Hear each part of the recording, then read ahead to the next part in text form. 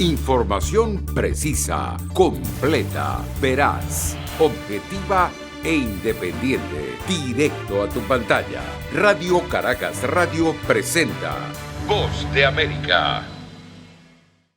El gobierno interino informó a través de un comunicado que las competencias del ahora excomisionado para Relaciones Exteriores del gobierno interino Julio Borges serán asumidas de manera temporal por la oficina adjunta de la Comisión Presidencial para Relaciones Exteriores, que reportará directamente a Juan Guaidó, reconocido como presidente encargado por decenas de países. Diversos dirigentes opositores reaccionaron rechazando los planteamientos de Borges, que el domingo aseguró que el gobierno interino debe desaparecer completamente y quedaron expuestas las fracturas internas que se han profundizado en las últimas semanas. A juicio de Carlos Berrizbeitia, diputado del Parlamento de 2015, es momento de que los dirigentes políticos dejen los egos a un lado. Vemos que primero piensan en sus apetencias personales, en el futuro y en el color político de su partido, en vez de pensar en Venezuela. Y este no es el momento de la discusión dentro de la oposición por quién va a ser el candidato presidencial en el 2024. Consultado por La Voz de América, el analista político Víctor Maldonado considera que el mandato de Guaidó cesó con la Asamblea Nacional de 2015 y que Borges y su partido deben dar una explicación, así como asumir su responsabilidad y rendir cuentas.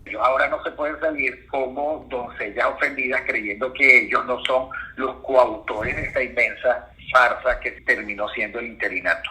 A principios del mes pasado, 5 partidos de la oposición venezolana respaldaron la posición de que Guaidó continúe en sus funciones hasta tanto no sea convocado un proceso de elecciones presidenciales. Carolina Alcalde, Voz de América, Caracas.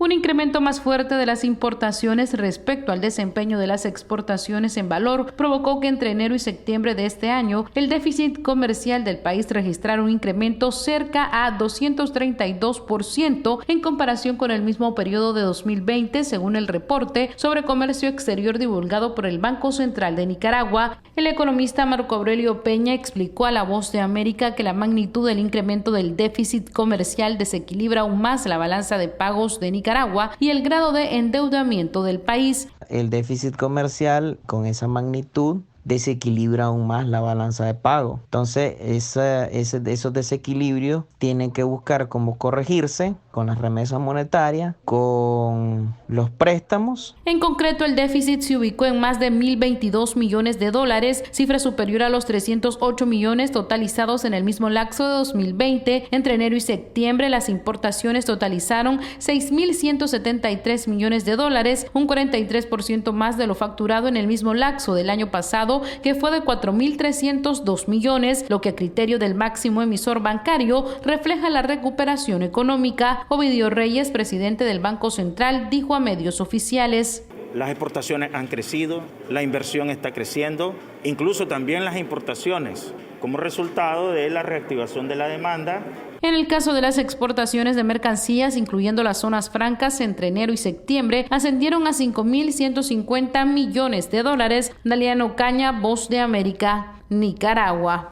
Cientos de crímenes, secuestros y extorsiones le atribuyen las autoridades colombianas a Hernán Darío Velázquez Aldarriaga, conocido en la extinta guerrilla de las FARC como Óscar Montero o El Paisa, quien desertó en 2019 del acuerdo de paz y retornó, junto con Iván Márquez, Jesús Santrich y otros guerrilleros, a las armas, tomando como base de operaciones el estado de Apure, en Venezuela. Según fuentes de inteligencia, allí habría sido asesinado, según informó Diego Alejandro Restrepo, coordinador de temas de conflicto, paz y posconflicto de la Fundación Paz y Reconciliación. Que fue abatido en medio de unos combates por un grupo armado ilegal no identificado, pero todo indica que son grupos más de mercenarios que buscan es cobrar la recompensa que hay sobre la cabeza del país. Al ser consultado sobre el tema, el presidente Iván Duque dijo textualmente: este hombre salió de circulación y eso le sirve a Colombia, pero no entregó más detalles. Por su parte, víctimas de los múltiples crímenes cometidos por El Paisa, como el representante a la Cámara, Jaime Felipe Lozada, quien fue secuestrado por el grupo que comandaba el guerrillero, quien además también secuestró a su madre y asesinó a su padre, pidió a las autoridades confirmar la noticia. Alias El Paisa fue uno de los comandantes más sanguinarios de la guerrilla de las FARC y estoy seguro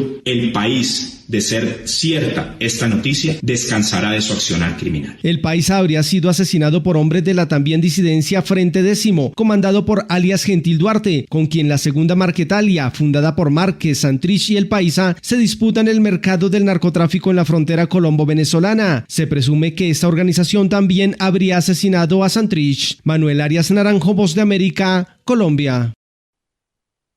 La decisión de la Casa Blanca de no invitar al presidente de El Salvador y a otros mandatarios de la región a la cumbre sobre democracia se considera como un mensaje que indica que El Salvador no está transitando hacia una cultura de fortalecimiento de la institucionalidad, según sostienen sectores políticos y organizaciones que trabajan en pro de la transparencia. El hecho que El Salvador no figure entre los 100 países invitados por el presidente de Estados Unidos, Joe Biden, para participar en esta cumbre refleja la falta de compromiso para respetar los pesos y contrapesos en un sistema democrático, como lo expresa la directora de la Fundación Democracia, Transparencia y Justicia, DTJ, Zenia Hernández. Y eso es lo que Estados Unidos, bueno, por esa razón también no ha invitado a El Salvador, porque ve que no da voluntad, no ve que haya pasos o significativos para querer fortalecer instituciones que son de gran importancia. La representante de la Fundación No Gubernamental de Transparencia y la oposición política coinciden en que la ausencia de El Salvador de estos espacios para reflexionar sobre políticas y herramientas de la democracia constituye un retroceso, según dijo el legislador del partido de derecha Alianza Republicana Nacionalista Arena, René Portillo Cuadra. Desde que se firmaron los acuerdos de paz, El Salvador siempre ha sido invitado a las cumbres sobre democracia y desarrollo. En realidad ha sido un duro golpe para el país el que no haya sido invitado. Por su parte, el legislador Romeo Auerbach, aliado del gobierno, restó importancia a la falta de invitación y criticó a los que expresan que este es un duro golpe para el gobierno. Antes la gente tenía un poquito más de, no sé, una parte como de la soberanía nacional, ¿vea? O la parte del nacionalismo, y ahora nos sentimos mal si el presidente de Estados Unidos no nos invita a una reunión. El presidente salvadoreño Nayib Bukele no se ha referido al tema de esta cumbre de la Casa Blanca convocada para el 9 de diciembre. Nerima del Reyes, Voz de América, El Salvador.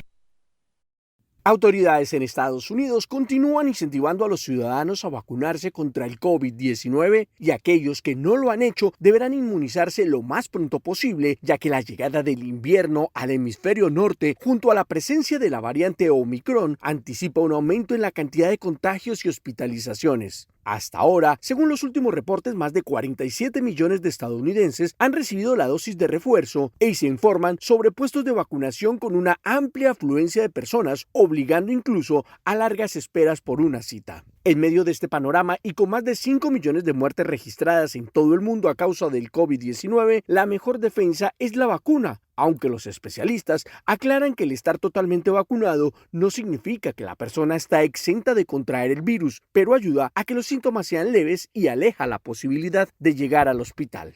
La doctora Andrea Cox, especialista en inmunología en la Facultad de Medicina de la Universidad Johns Hopkins, afirma que las personas que están totalmente vacunadas contra el COVID-19 son menos propensos a terminar conectados a un ventilador.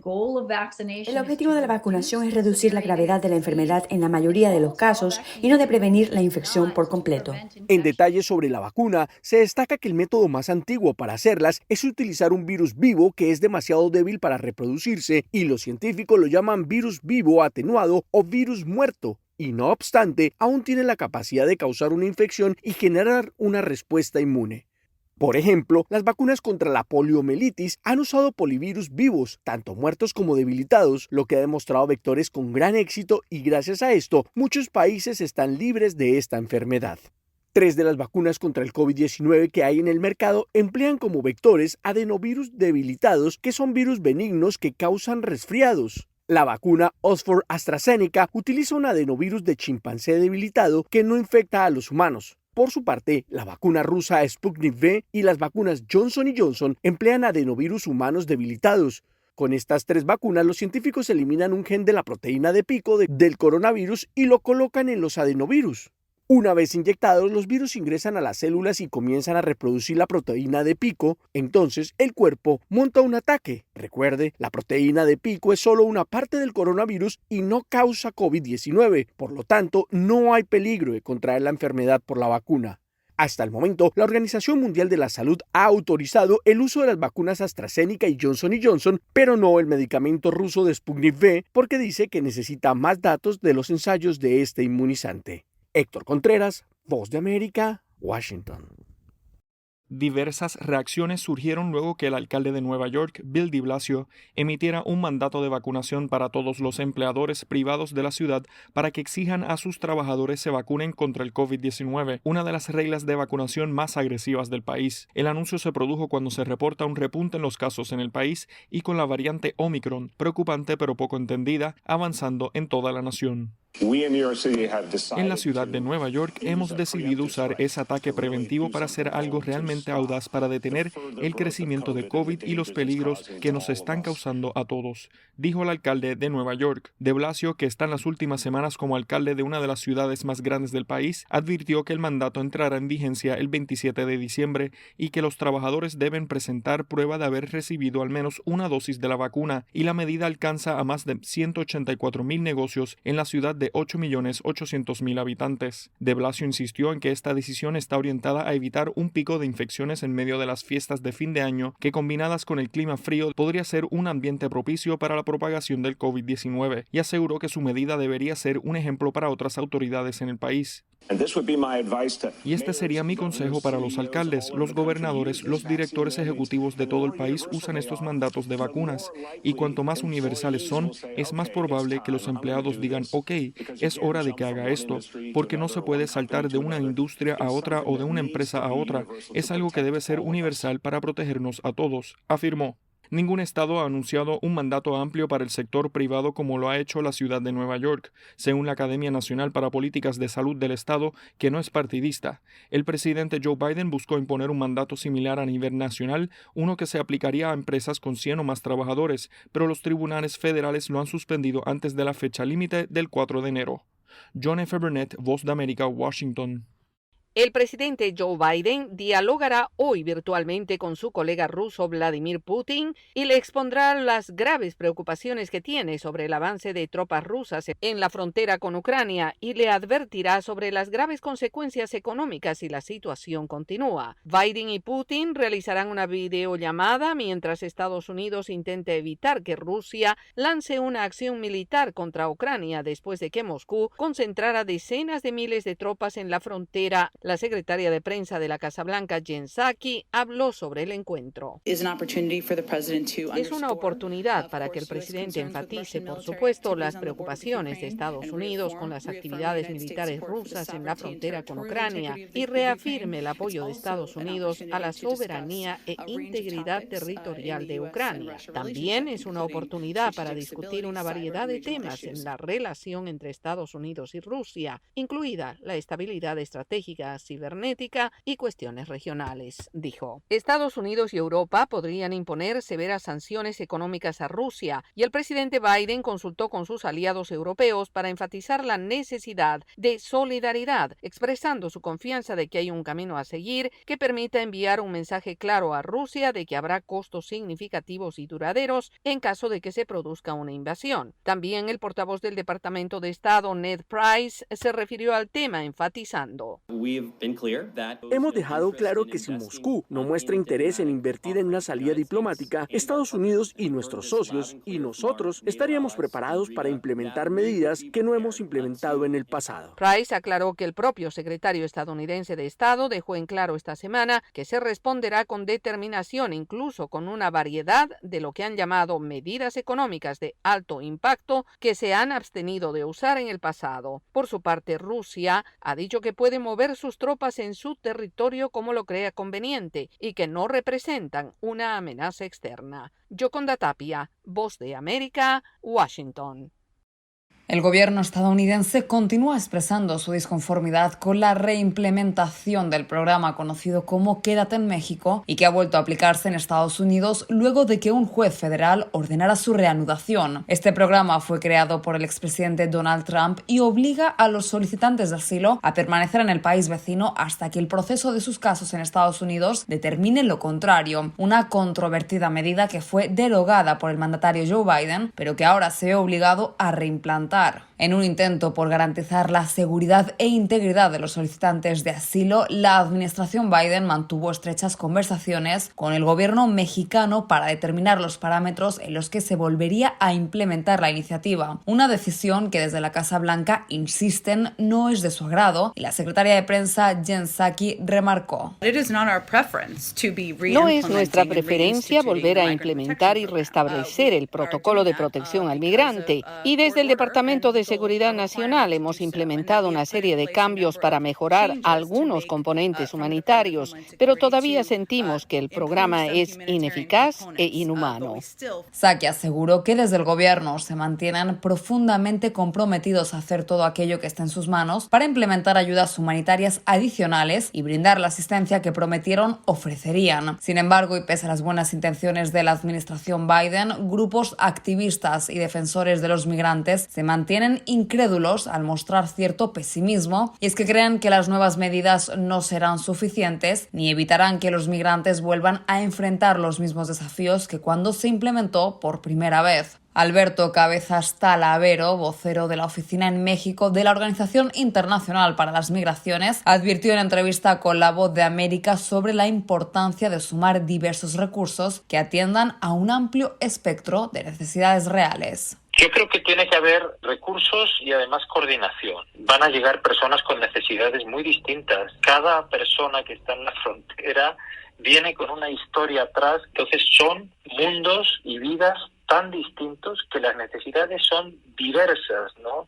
Y a lo mejor alguna de esas personas lo que necesita es una comunicación regular con su familia, tenerles informados de cómo está, o en algún momento alguien puede pensar, mi proyecto migratorio cambió, quiero retornar.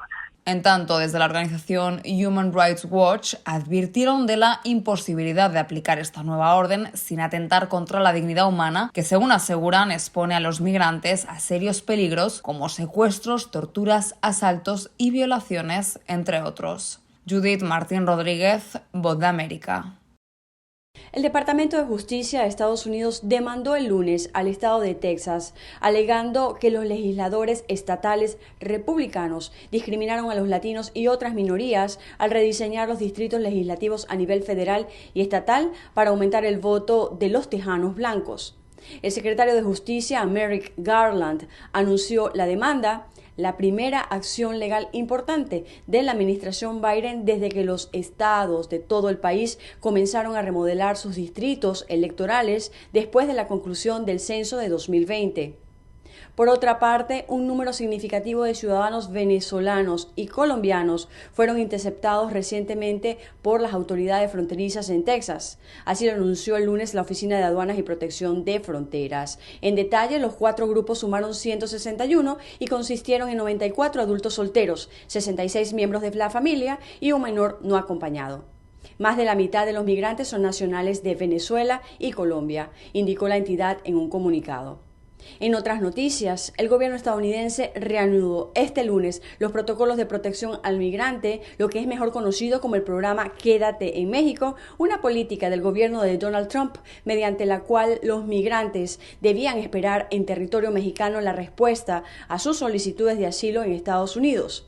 El gobierno de Biden sostiene que el MPP ha impuesto costos humanitarios injustificables y no ataca de raíz las causas de la inmigración ilegal, por lo que una vez que sea levantado el mandato judicial, volverá a ser cancelado. Así lo adelantó el Departamento de Seguridad Nacional. Por último, Estados Unidos recuerda hoy martes el 80 aniversario del ataque japonés a la base naval estadounidense en Pearl Harbor, en Hawái. El ataque, el 7 de diciembre de 1941, mató a 2.390 estadounidenses y Estados Unidos declaró la guerra a Japón al día siguiente. Desde Washington, Sofía Pisani, Voz de América. Información precisa, completa, veraz, objetiva e independiente. Directo a tu pantalla. Voz de América en RCR 750.